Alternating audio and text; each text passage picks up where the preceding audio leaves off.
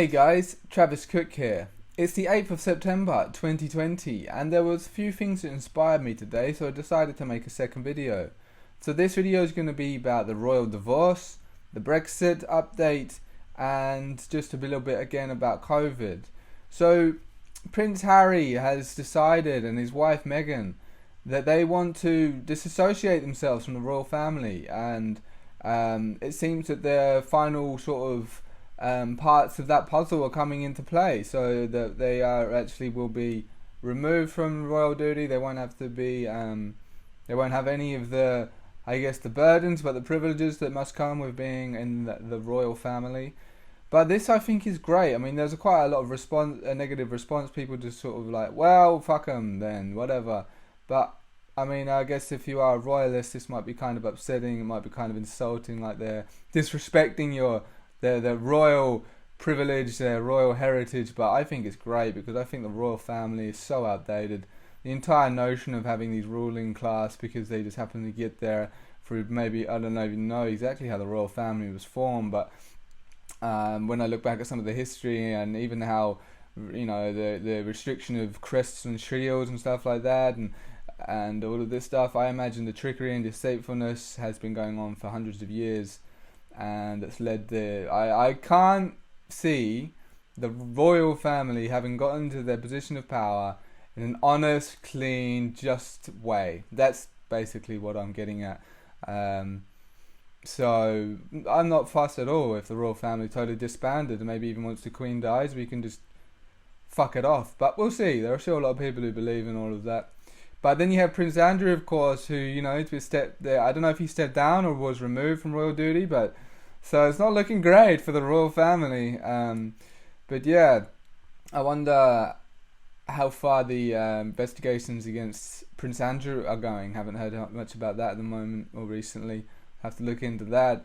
But no, I think it's good. I think it's good if the royal family was to sort of disband and we can sort of come out of the dark ages. But we'll see what happens. But the royal divorce was a step in the right direction, in my opinion.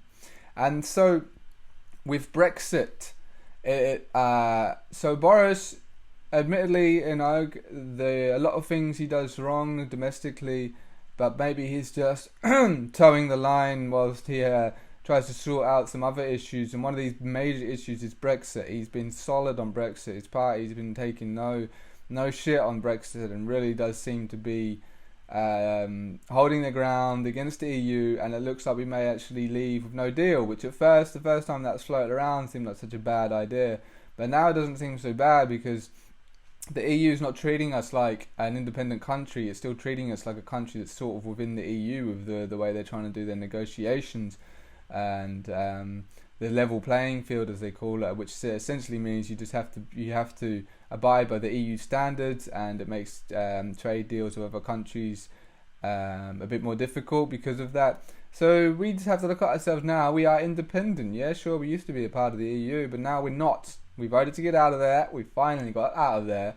And then the 31st of December, that's when the transition phase for deal talks ends officially. But Boris is saying it has to be, you got about 30 days, 35 days till the 15th of September, 15th of October, should I say, so we can get a resolution on this. And if not, it's going to be a no deal, which, seems alright. And I'm very curious to see what the future of the UK will be once we finally sever all of our ties to the EU. I am quite confident that it's going to be really, really good for the UK, and I'm working on. It's going to be maybe a very long video or an article and a shorter video. I'm not sure exactly how I'm going to split it up or put it all together, but I have a piece coming up about Boris Johnson and his relation to QAnon. And I'm very suspicious that he is a part of the team. I've had this for a few months now, and I'm seeing more evidence, and I'm going to put it all together. And I can't say I know. What I'm going to do is just get everything I have, put it all together, make a case, and suggest this is what I think. And yeah, that could be. It's a very interesting prospect to think about how the QAnon movement is. Of course, it would be global because this thing is a global chess game. and perhaps the good guys have more ground than we give them credit for. But we'll have to see how the next few years play out, and when Trump wins, how the next 4 years of his presidency play out. And there's lots of things we're just sort of, there's lots of potentials, a lot of ways it could go, and I'm very curious to see which path humanity takes through it all. And then finally, so we have Professor John Bell, who says he's calling for a return to normality, essentially, which is great. I mean, I haven't heard of the guy before, but anybody who's sort of going against the fear narrative is a friend in my book. So he had an article on the Daily Mail, and it's titled, "We cannot live in terror, cut off from the world. We must get Britain open again," writes Professor Sir John Bell, Chair of Medicine at Oxford University. So if I just read a short part of the opening of this article, you get a sort of feel for it. So Britain urgently needs to shift its mindset from a terror of the COVID-19 virus to focus on the damage already done to our economy, and the worst is yet to come. The spike in infections reported in the past few days was expected as life slowly returns to our streets and workplaces. They are concerning, and yes, we must be prepared for a second wave of COVID-19 whilst working hard to maintain localised outbreaks to prevent it, but we must not, however, let this hamper our efforts to a return to normality.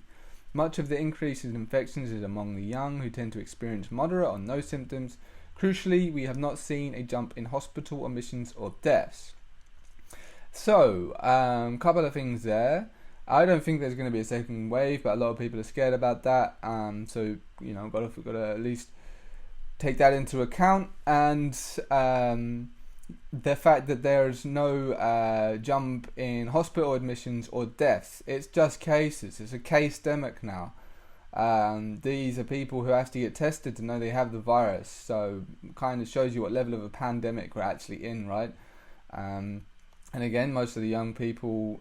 in fact, I think if you're under 75, you have like 99% chance or something. I don't know the exact figures, but essentially if you're young and healthy, you're totally fine. And if you're old and healthy, you're totally fine. I think it's only if you are old and sick, or if you're young and you're very, very, very sick. But, in general, like, if you're old and sick. But most people know this, but there's still a lot of people who don't know this. So just got to keep repeating it out there, sort of counter the insane fear narrative that was thrown at us over these months. Seems to have calmed down a bit now. But yeah, so just keep getting it out there, showing that actually just because cases go up doesn't mean fuck all, and we can carry on with our lives. So if there's going to be no second wave, that's a nice sigh of relief, right? But I can't guarantee that. I can't guarantee they're going to play the numbers to try and make it seem like a second wave, but I don't feel like there's going to be a second wave. I don't have a heavy feeling about it anymore. I feel actually quite positive about the whole situation and how much it will wake people up even still now. But yeah, the rest of the article is quite interesting, although he does talk about testing a lot, and I personally don't want to get tested. I don't want them having my details, or I just don't like I try to give as much of my information out, like the smallest amount possible, whether that is just through online or testing or any of this stuff. Wherever I can, I want to give as little information as possible to all of these third parties. So I think I'll leave it at that. But yeah, it seems quite positive here in the UK. You've got the royal divorce, Brexit, and COVID sort of fucking off. So let's keep the momentum building, and let's do it, UK. And I'll see you next time.